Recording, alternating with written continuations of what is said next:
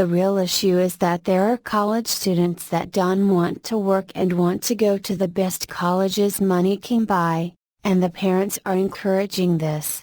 What happened to the day you went to the college you could afford, and you worked to pay for all of it or, at least, helped your parents? The problem lies with the parents and the kids. The parents are encouraging this asinine behavior.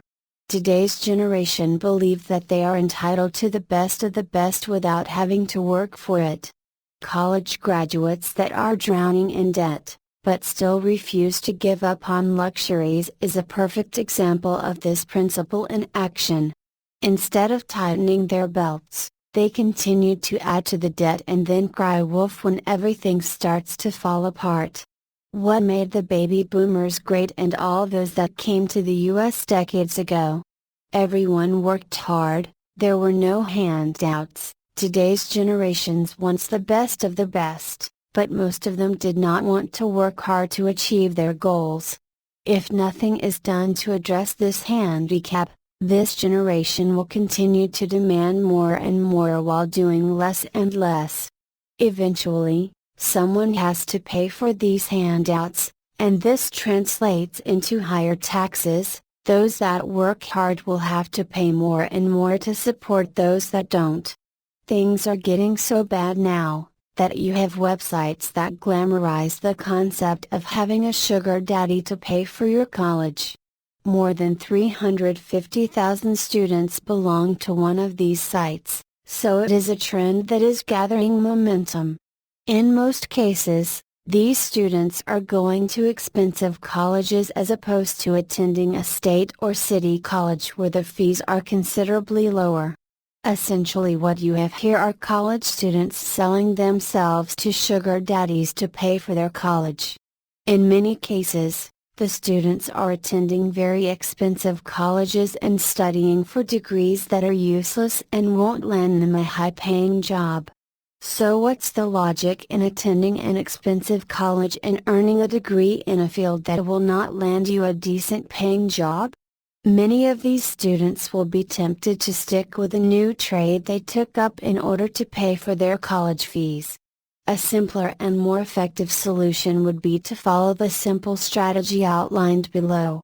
The solution is very simple: stop giving these brats handouts and make them work for their room and board. To put it in simple terms, make them work and pay for their university fees.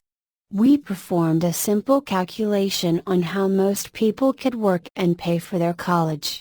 For example, residents of New York could attend CUNY, City University of New York, for $6,330 per year. If you opt for SUNY, State University of New York, the fees are slightly higher and come in at roughly $6,500 a year for state residents. As your kids will be going to a college close to home, they will not need to spend a fortune on dorm fees or to rent an apartment. If they get a part-time job, they should easily be able to pay the fees. It comes out to roughly $550 a month. Not only will they be able to pay their fees, but they will also be in a position to earn their pocket money. Making them take on responsibility at an early age, will teach them how to handle finances and plan for the future, as opposed to assuming that the parents will pay for everything. In fact, at this point, they could even be encouraged to put some money aside and invest it in the markets. You as the parent could offer to match whatever they put aside, sort of like the incentive some companies offer their workers for putting money into a 401k plan. It has been shown time and time again, that the stock market and real estate market produce the most number of millionaires. Who knows, having to start working and planning at a young age, might make them more open to understanding the concept of hard money. Today's generation does not even know the real definition of inflation. They assume that a rise in prices is the definition, when in fact, the definition is an increase in the supply of money and prices are only the symptom of the diseases. A basic understanding of this concept show them why in such an environment where the Fed is hell-bent on inflating the money supply to infinity, owning some gold or silver is essential. For now, this generation views gold and silver as some ancient relic. Conclusion: the student debt crisis is only a crisis because gullible parents are supporting spoiled brats, and allowing them to believe they are the chosen ones, when in fact, they are not.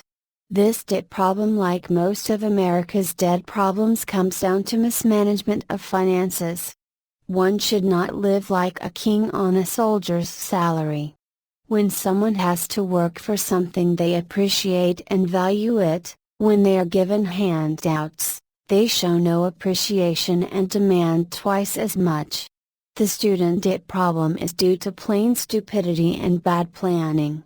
The solution is simple: live within your means, work hard and spend less. Remember the saying, for it's highly applicable in this situation: no good deed goes unpunished.